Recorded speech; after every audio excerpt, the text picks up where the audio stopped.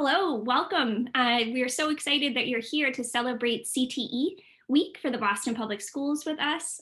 We're about to get started with our formal program, but before we begin, we just wanted to take some time to warm up our brains. It's a little bit slightly early in the morning right now if you're watching us live.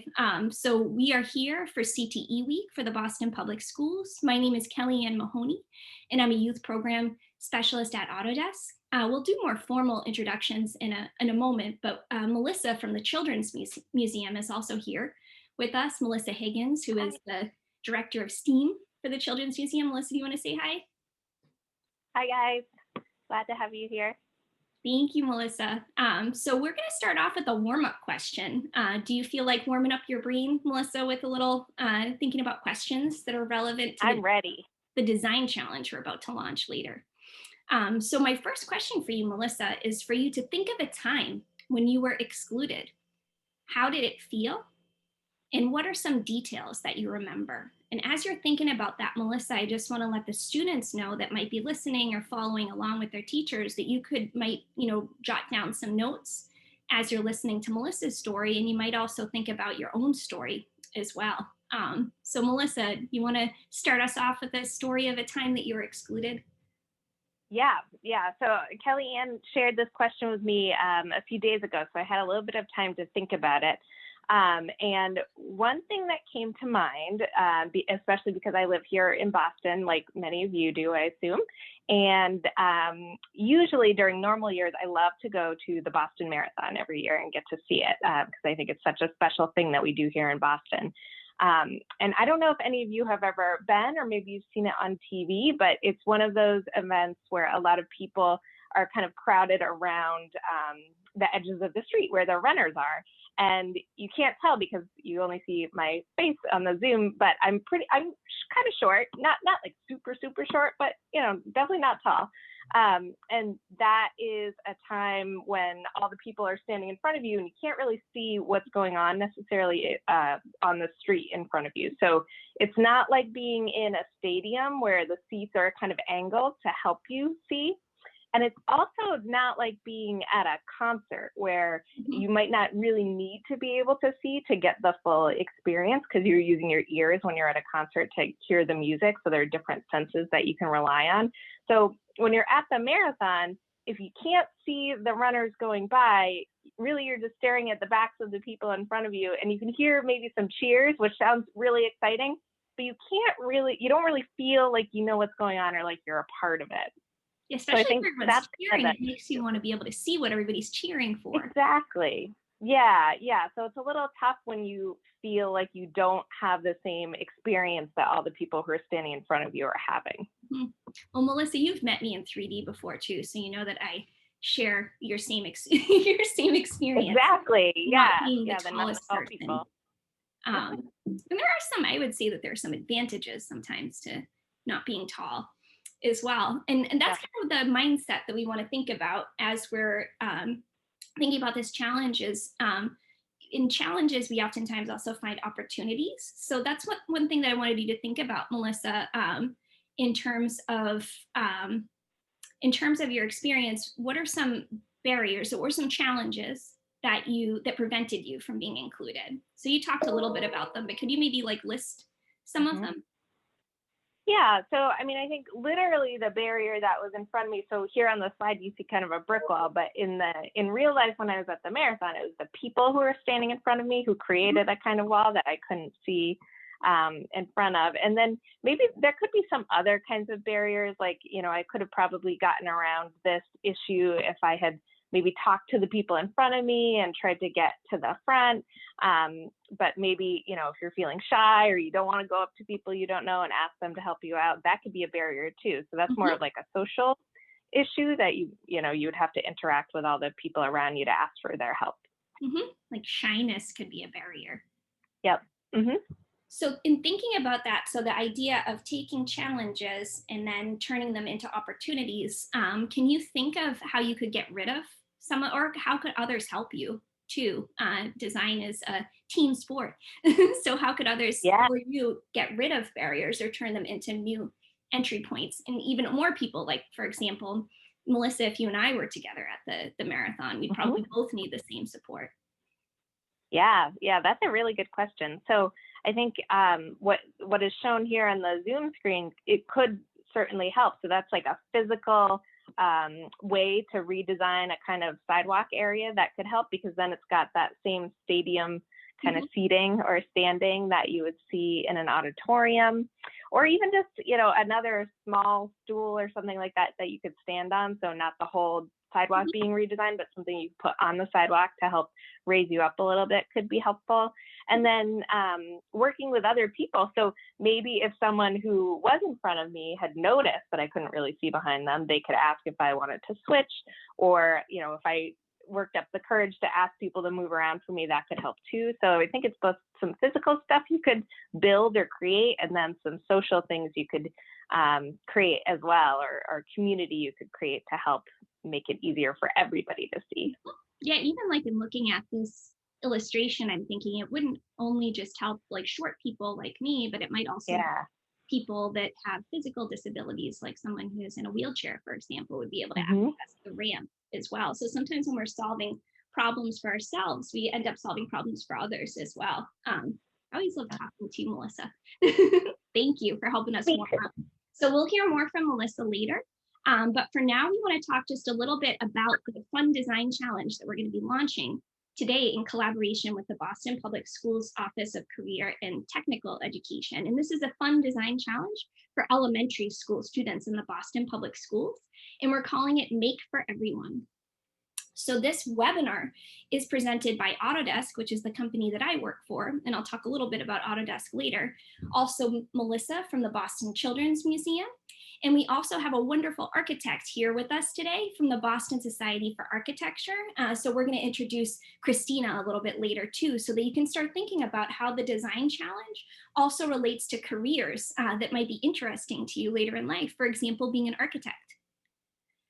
So from here, I'm going to pass the mic to Dr. Jennifer Smith, who is the Assistant Director for Career and Technical Education for the Boston Public Schools. Thank you, Kellyanne, and good morning, and welcome to Boston Public Schools celebration for Career and Technical Education Week. I'm Jen Smith. As Kellyanne said, I'm the Assistant Director of Career and Technical Education for Boston Public Schools. And I want to thank Kellyanne specifically from Autodesk for putting this unique challenge together for us today for our students and staff. But before we begin the challenge, I'd like to just share with you what CTE can offer you as a student from Boston Public Schools. Career and Technical Education, or CTE as we call it, pathways are offered at the high school level and prepare students for college and career opportunities.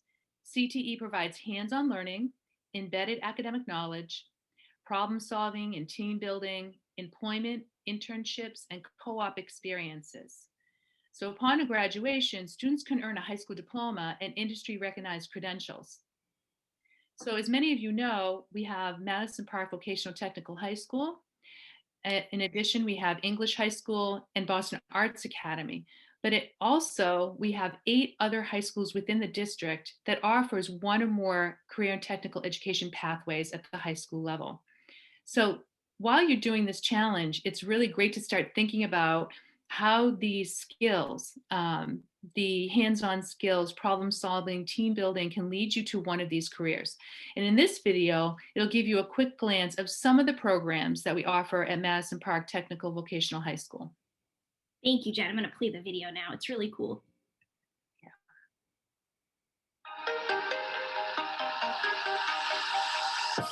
At Madison Park Technical Vocational High School, we prepare our students for Boston's most in-demand careers in fields such as healthcare, construction, technology. Madison Park students are primed to be the drivers of Boston's future economic development. What I enjoy most about Madison Park is the dual enrollment plan, where I get to graduate with a 2-year college degree and also my cosmetology license. With access to training experiences and college level courses, Madison Park students are able to create their own path. Students who wouldn't automatically go to college directly after high school are set up for success in industry because now they're able to make industry leading wages, benefits, and retirement security. I'm proud to be a student at Madison Park where I can get a certification in welding, dental assisting, culinary arts, electricity, metal fabrication, cosmetology, graphics communication, carpentry, nursing, STEM programs, and much more. Madison Park allowed me to pursue my passion in culinary arts. I plan on graduating Madison Park with my cosmetology license to start a career. Madison Park students achieve real-world, authentic, and marketable skills. Students, regardless of what program or study that you choose, something outstanding is going to happen for you.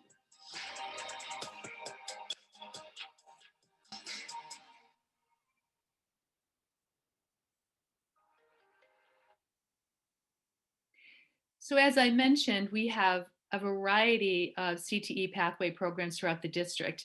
Here's a list of the 20 programs that we offer at Madison Park. As you can see, it gives students a wide variety of opportunities. Their first year entering Madison Park is a year of exploratory, where you explore all of these pathways and then decide which one is right for you.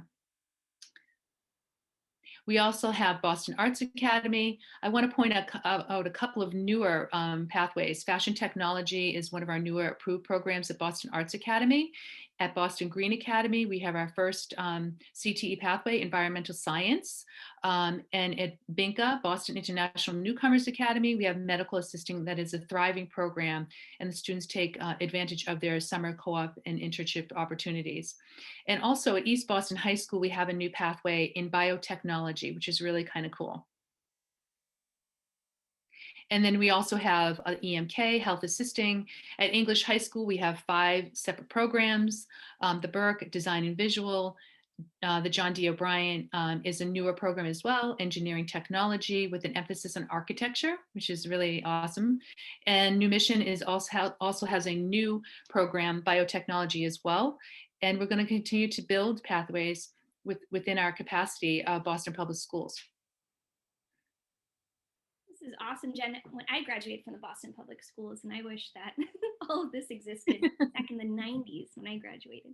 This is super cool. Thank you, Jen. So Jen will be around later too to answer any questions that anyone may have, and before we sign off at the end of the webinar. But for now, we wanted to, Jen and I are both really excited to announce or to launch our design challenge for elementary school.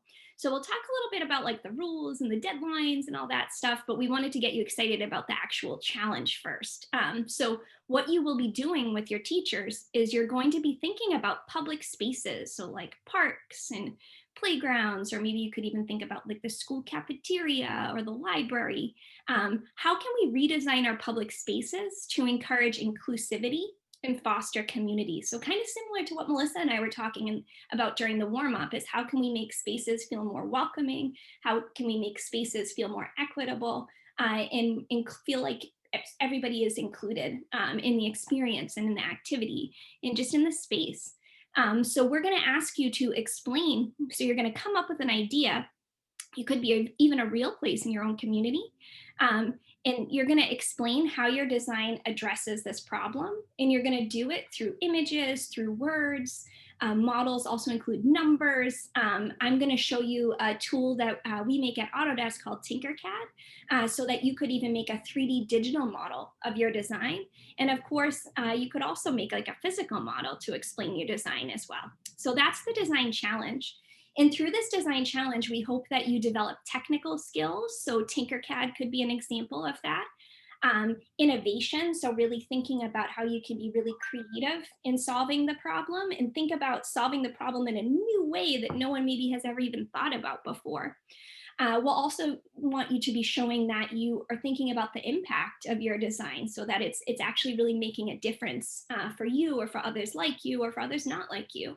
And we also want to emphasize your ability to communicate your ideas as well through presentation. You might even think about yourself as kind of an entrepreneur, you know, pitching your idea to others and trying to really sell others about your idea. On this journey of today, we hope that you can discover how spaces can be designed to be inclusive and accessible. We also hope that you can learn about a tool you can use to create a design. So the example would be Tinkercad. And later we're going to get to meet Christina, who's an architect, and find out how this challenge connects to her work as an architect. So next, I'm going to pass the mic back to Melissa, and she's going to talk about how at the Boston Children's Museum, they design play spaces to include everyone. And we hope this helps you continue to warm up your mind and think of some examples of public spaces or play spaces and how we can make them more welcoming of others. Thanks, Kellyanne. Yeah, I don't know if there are many of you who have been to the Children's Museum, but play is kind of what we're all about. It's a place where you can come, and we have lots of different exhibits that encourage play for kids of all ages and families and their grown-ups. And so we think about this a lot. And because we work with kids and families, we think a lot about being inclusive because there are people of all different ages and different interests and different abilities who are in our building all the time. So I'm going to share with you a couple of things that we think about when we're designing. And I wanted to start by sharing a public space that's right next to the museum, and it's one of our favorite new places to play, inclusive places to play in our community. So this is actually, it wasn't designed by the museum. It's a city park, a Boston city park. And because it's right next to the museum, the people at the city were nice enough to include us in a lot of their discussions about what they were thinking. And we got to give some feedback and help think about how we could be really inclusive in designing this park. So what you see here is a kind of map of what the park looks like. It's called a bird's eye view, which means that we're like, imagine if you were actually a bird and you were flying above and you were looking down at what the park would look like. And this is a map of all the different play features that are there. And some of you can see the green is kind of the grass and the trees and the plantings that are around the park. But before this park, if you can use your imagination, and just imagine that it was all green, that's what it was before. So it was a nice grassy kind of field that maybe you could go have a picnic there or play a ball game or something like that. But there wasn't really anything built there that would encourage people to play. So now we have lots of very cool things that are in this park, and we'll show some pictures of them. But even looking from the bird's eye view, you might be able to spot some things and imagine what they are. There's some shapes that could give you some clues. There's some bridges and things that might give you a sense for what the park would be like. And right on the left side at the bottom, you'll see there's a little white kind of block, and that's where the museum is. It says Boston Children's Museum there. So we're literally right next door to this park. If we could go to the next slide, I'll show, we started talking about this a little bit when I was chatting with Kellyanne at the beginning, but there are lots of different ways that you can think about being inclusive. So sometimes we tend to think about physical first, maybe, like ramps that can help people who might be in a wheelchair. But as Kellyanne pointed out, when you're designing something that is helping make a space more inclusive, often it helps in lots of different ways. So for example, at the Children's Museum or in a park that you can imagine, if you design a ramp, that's going to help somebody who's in a wheelchair be more easily able to move from one place to another. But it also is going to help families who have a stroller with them, because that's also another thing that uses wheels.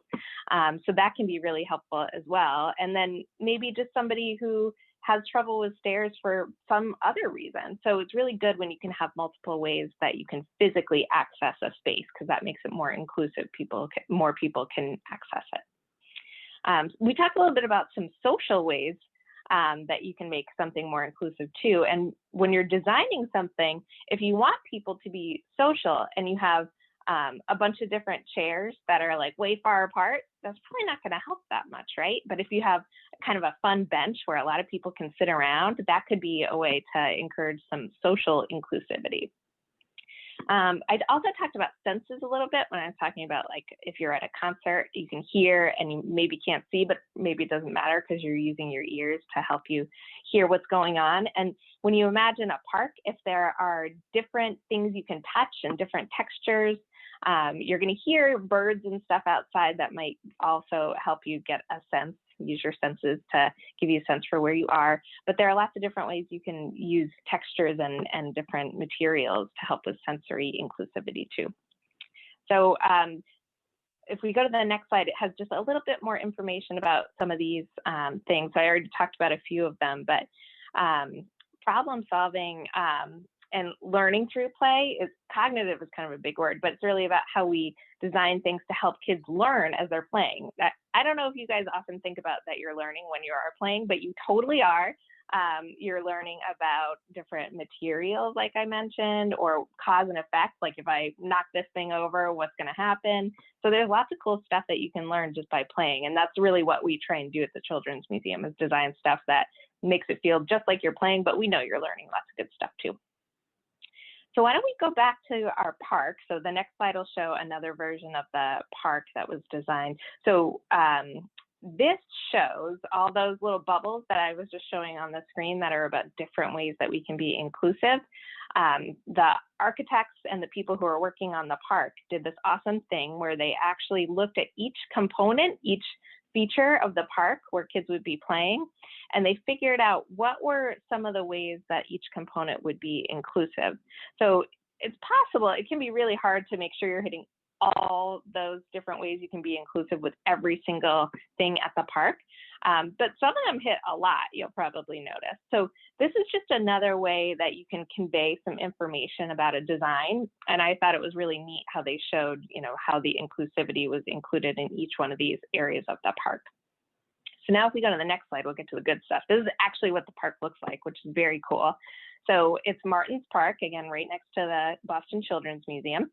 And just a couple of things I wanted to point out. So in the photo on the right here, you see this awesome pirate ship, which is very cool. And there's lots of neat things you can do in the pirate ship. But you'll see there's kind of a plank that's almost like a stairway. It kind of helps people step up into the boat that way. But imagine if you couldn't use that stairway or the plank to get into the boat, or you didn't want to, you can see that there's kind of some ramps along the side too. In the blue, it's like fake water that you could use instead. So that provides another way to reach that boat and gives more people access. In the lower left corner, you'll see there's a cool kind of swing. So it works just like a regular swing that you're probably more familiar with, where one person can sit on like a plank kind of. But this one, you could fit more people on this if you wanted to, or if it's difficult for you to sit on that kind of standard plank seat, this is almost like a little hammock. So for some people, this might be a more inclusive way to be on a swing. So now I wanted to talk a little bit more about stuff inside the Children's Museum, which is it's kind of almost a public space, but it's in our building, so it's not like you could just walk right up to it. But the inclusive play is something that I mentioned we think about a lot, and in part it's because we have lots of different friends of different ages and abilities in our building. So when you see the kids who are playing here, one thing we often think about, a very simple thing, but if you have a lot of younger children in the building and you make everything at adult height, that's like really hard. So we have a lot of things like in the picture where you see there's water and the kids are in little yellow smocks there. That water table, the ledge of it is really low because we know we want kids who are young to be able to reach in and do it themselves. So that's another thing we want. We don't want adults having to help kids do everything in our building. We mostly want the kids to be able to do everything themselves and maybe even have to show the adults how to do it right. So that's something we think about a lot, is the height of things. And also just exactly what are the motions you need to do to make something work. So if any of you have younger brothers and sisters, you probably noticed that they might not be able to use their hands in the same way an adult can because they're still developing how they use their muscles and learning how that works. So we have to figure out, if we want somebody to use a crank or do a certain motion, is that really realistic for younger kids to do? So those are other things we think about in terms of the physical inclusivity. And then the social stuff that I mentioned too, we always want the adults and the kids to be comfortable together. So, that might be using different benches or designing a space so that it feels like you're in a little like cozy nook, because that sometimes makes people more likely to go there. So, and I think I have one more example. So this was something we did right before the holidays last year. I don't know if any of you have ever played the game The Floor is Lava, but it's pretty fun. And the idea is that you would only want to step on what kind of looks like these little lumps on the floor here. And that's how you win the game. If you touch the floor, then you're out. And you might notice that kind of in the middle there are some very flat pieces. And we put those kind of created a path that's flat for a couple of reasons. One is if you're in a wheelchair, it might be difficult to navigate the bumps that are a little bit taller, but if it's flat, you can kind of follow that path in the same way and be a part of the experience. But also, again, for younger kids who it might be hard for them to kind of jump onto these, they're not really pointed, but they can be hard to balance on. I tried it, it was kind of hard. So for kids who that might be a little difficult, maybe the flatter stones are an easier way for them to access this experience. So those are the kinds of things we're always thinking about because we want as many people as possible to have fun and play at the Children's Museum. So hopefully that gives you a little inspiration for the projects that you guys are going to work on. I totally feel inspired, Melissa, and I also feel sad because I miss the Children's Museum, but I know that we'll be able to be there again someday. Very soon. Thank you, Melissa. So next, we're just going to talk a little bit about a tool that you might want to use in order to create your design, or even to just kind of like ideate, or to come up with as many ideas as possible, and even like play around with your ideas. So Tinkercad is a tool that is part of the Autodesk family. So again, my name is Kellyanne Mahoney, and I'm a youth program specialist at Autodesk. I was also a teacher in the Boston Public Schools for many years as well. So I really love Tinkercad because it's free, it's accessible to everyone. It is a creativity tool that helps you. Some people associate it with like 3D design and 3D printing, but you don't necessarily need a 3D printer in order to have fun with Tinkercad. So this is what the homepage for Tinkercad looks like. I'm going to talk a little bit also about how you can access Tinkercad, particularly if you're under 13. So there's some special rules for that.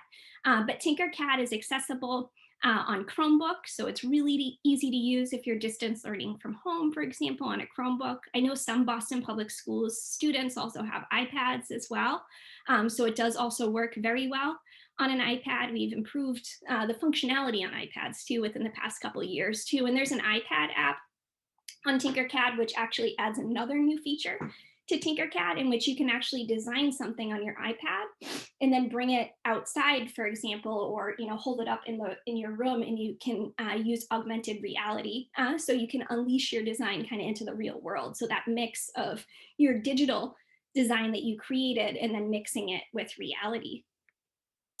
So there's 3 environments within Tinkercad. We're going to primarily just talk about the 3D editor, which is what you might be most familiar with if you're familiar with Tinkercad.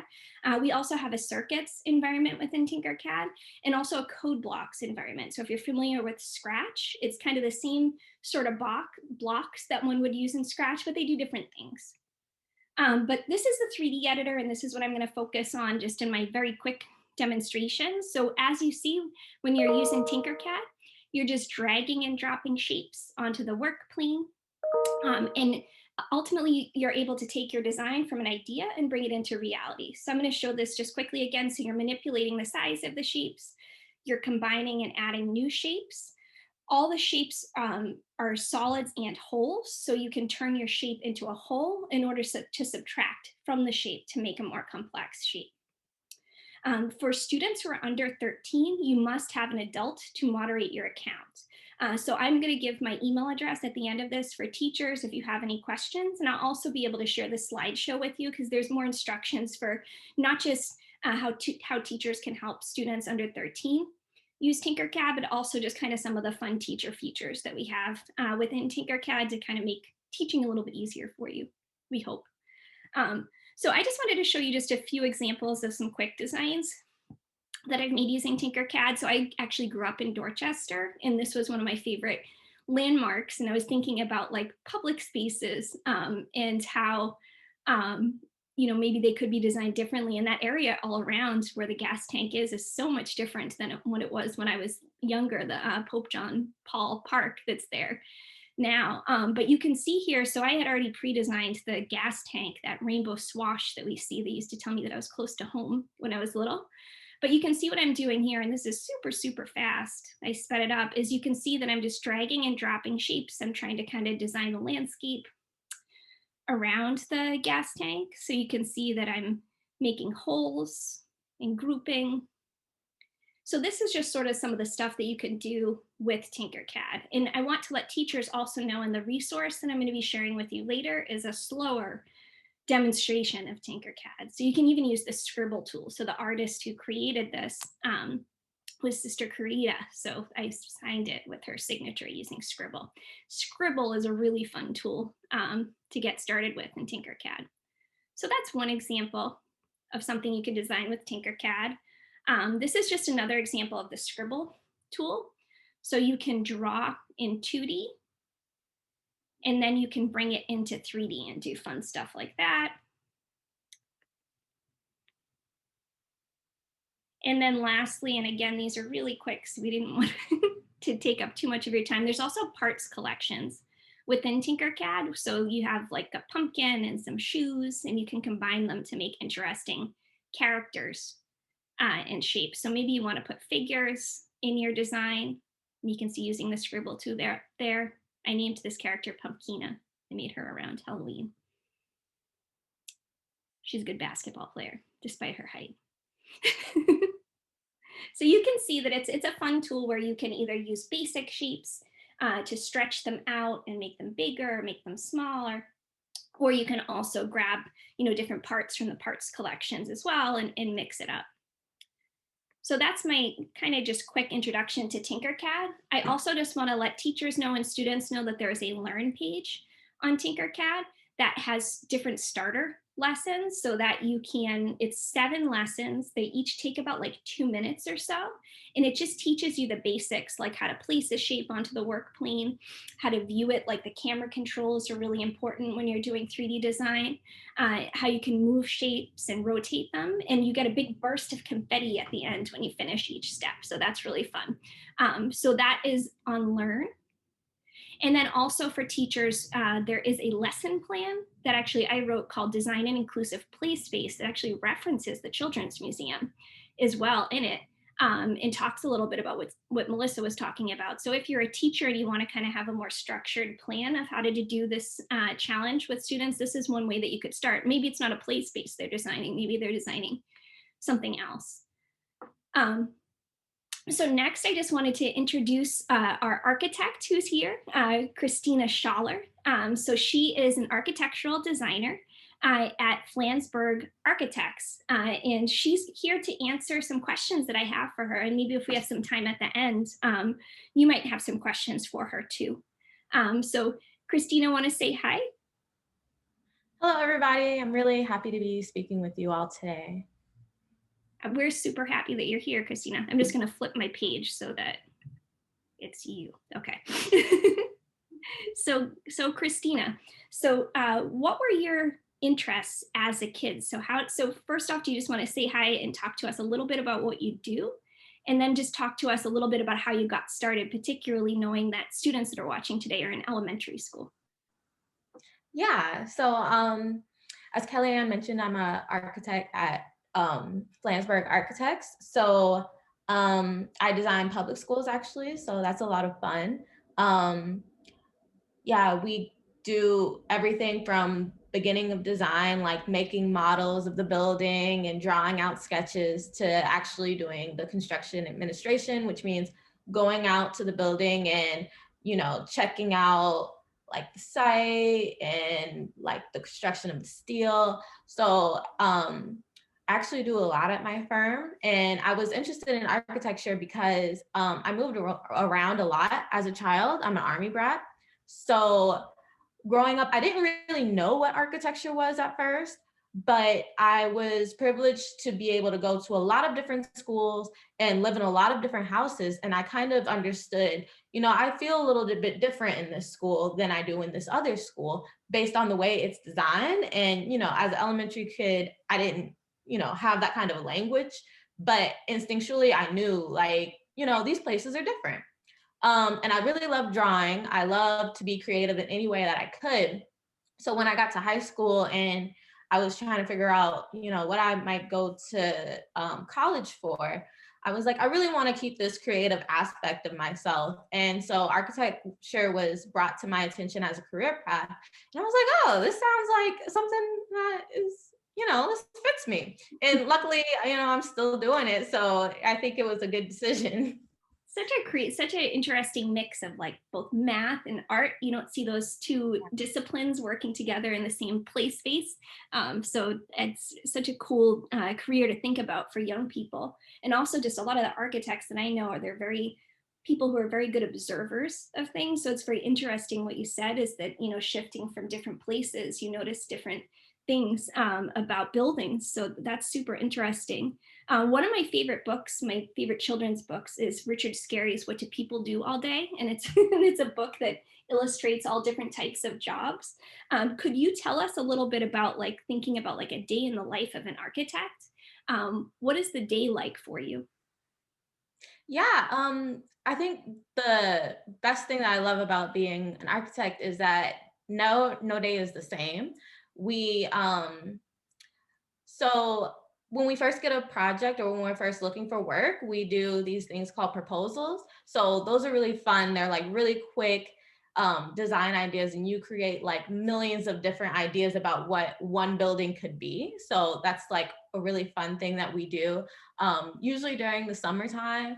Um, so, and then we also do like very kind of technical things like drawing wall details. So what that means is that we'll draw like the outside of the building, maybe it's brick, that's what you see, but inside of the wall, there are all of these different things going on that help the building to stay warm in the wintertime and stay cold in the summertime. So we're like figuring out, okay, how do we not get water into the building? Like we want it to actually perform. So yeah, like Kellyanne said, it's a really great mix of that artsy, fartsy kind of thing where we get to just like come up with a million ideas and then like get real into the nitty gritty of like, okay, how do we actually make this work? So yeah, that's kind of some of the stuff that I do. Making me want to be an architect, Christina. And so you talked about this a little bit because my next question was about like the different types of architects there are. So you said that, you know, like sometimes it's like coming up with like the big idea, but then also you're thinking about like what's inside the walls and, you know, what's around the space. So could you talk to us? You did say that your area of specialty is designing public schools, which I think is fascinating. So I guess that's my twofold question. So what different types of architects are there? And then why did you choose the area that you chose? Yeah. So also to expand on, you know, the design and the technical side, there are also like construction administrators. So once the building is already drawn up, some people really specialize in construction and they'll go out to the site when the building's getting built and they'll look at every detail as it's being made and they'll help answer questions as the project's going along. So you know, a drawing set can only give you but so much information. So when people are actually starting to put it together, they're gonna have really specific questions. So that's another specialty. Like if you're really into the hands-on, like how does this really get made? That might be a good specialization for you. And also project management, it's kind of similar, but it also is a part of the drawing process. So it's like about scheduling, cost management, team management. So if you really like working with people, and you like to keep things in order, that might be also a good path. So there's like a lot of different things you could do. I chose my area of specialty doing schools because I just wanted to make an impact on people's lives. And I thought that, you know, the earlier you can have a great space to learn in, the more you'd be interested in education. So if you want to be an architect, that's amazing. But also, if you want to be anything else, like I don't want you to feel restricted or you're at home and you're like, oh, I don't want to go to school today just because the building is not designed great. So I just wanted to be able to inspire people to, you know, do more. But there are also different types of architecture that you could be designing, like residential, you could do skyscrapers for commercial projects. Yeah, like government buildings for, you know, other types of public projects. There's a lot to kind of sink your teeth into.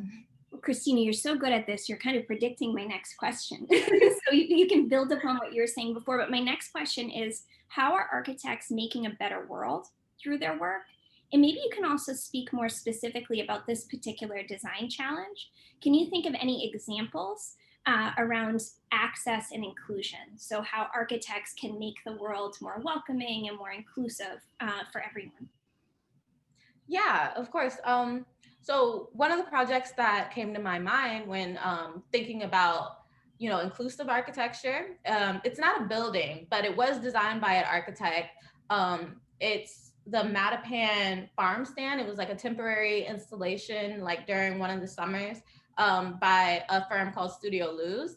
And what it was kind of like a shopping cart that was like way bigger than a shopping cart, but it had like fresh produce. So it was like, in Boston summers, there are tons of farmers markets, but some neighborhoods don't have that. So it was kind of like we're wheeling a farmers market into your neighborhood so that you can have fresh food and produce. So that was like an awesome example of inclusion. And also the Design Justice, Design Spaces firm in Oakland, their whole firm is about how do we transition people out of incarceration into, civilian life, basically, because like when you come out of jail, it's hard to get a place to live, it's hard to get employment. So that firm really focuses on, we'll design these houses that are low income and mixed use. There'll be restaurants that actually train you how to become a chef. So it's like, how do we include people who are excluded from society into the bigger scheme? And one more example is the National Museum of African American History and Culture in DC. And I just wanted to include that one because thinking about how histories are so excluded in certain times and feeling like, like my story is not really being told. That's a different way of including people, is like making a space that is not only designed in such a way that it includes, the visual aspect of your history, but it also includes, the food. Like there's a restaurant in there that has some of the best Southern cooking that I've heard. Like I haven't had the privilege of eating it, but I've heard nothing but good recommendations. So yeah, those are my examples.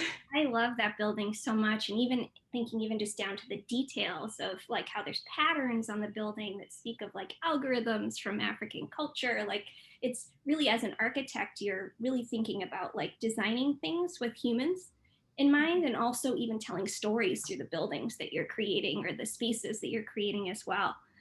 So this is my last question, Christina. So imagine I am an elementary student and I'm asking you, what should I be? I'm sold. You've sold me on this architectural career. What should I be doing right now if I want to work in architecture in the future?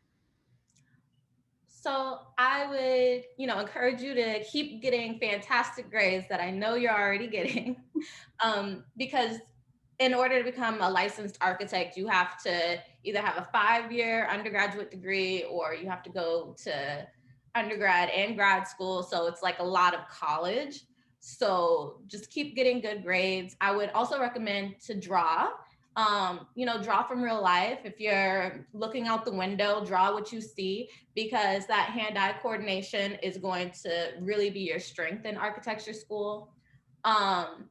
Do math classes, because we don't do as much math as I expected, but the critical thinking and problem solving skills that you get from taking math classes, that's really going to be a strength to you.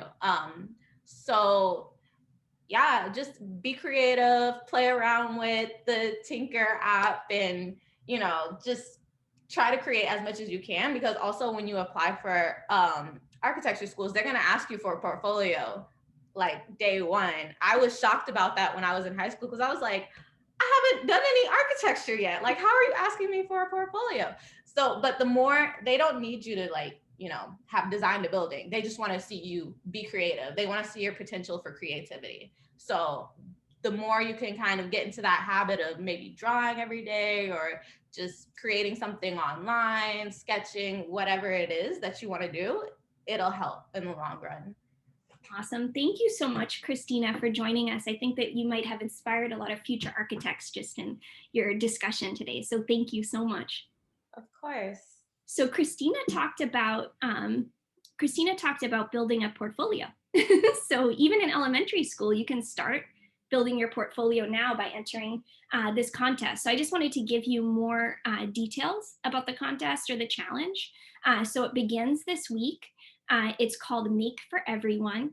The details about the contest you can see at the bottom of the screen. There's a little shortened URL. So it's that autodesk.sk/CTE for everyone. If you go to that link, you can find kind of step-by-step instructions for doing the challenge. These instructions were written for teachers, but teachers might share some of these instructions with their students. So the challenge deadlines, so we want to have in March, we want to have a design critique, which is kind of in the middle of the process of this challenge, so that teachers and students have an opportunity to kind of share where they're at in the process, just to get some new ideas or new feedback so that they can continue and power through into the April 2nd final deadline. So we do also hope to have the week before April vacation, a pitch event with some of the finalists that you can get even more kind of formal feedback from, real architects like Christina and others who work in the building industry. So please look forward to that. And also if teachers want to email me directly, they can email me at kellyann.mahoney@autodesk.com. So I think that is the end of our formal presentation, but Jennifer, I'm wondering if you have any final words or if maybe there are any questions that came through in the chat that you wanted to address. Thank you. I don't see any questions in the chat, Kellyann, but I want to thank Melissa and Christina so much, because following their conversations with you and the examples that you gave along this webinar really gets you thinking about career opportunities at a young age, but also how you can be creative and create an inclusive space. And I love the ideas from the Boston Children's Museum to get kids thinking about themselves and what they would like to see, or maybe for a sibling who might be disabled or just, feeling a little more, together, maybe just as a class in their own community within their own school. And I really love the feedback and suggestions from Christina, because students don't always think about their creativity at a young age can really lead them somewhere. And a lot of things that she said really hit home to me. So I love the idea that we're offering this for students this young so that they can start really feeding the pipeline of their creativity, and it can lead to other things as well, which is really nice about it. But I really appreciate not only their time, but your time too, to put this together and offer it to the Boston Public School students. Well, I'm excited. I can't wait to see what students make. I think that it's going to be really fun. And maybe Melissa and Christina want to join us later when we see the students' work, and you can see what you inspired too. So thank you. So I think, should we sign off now, Jen? Yes, that sounds good. Thank you so much, everyone. All right, thank you, everyone. Take care. Thank you. Happy tinkering.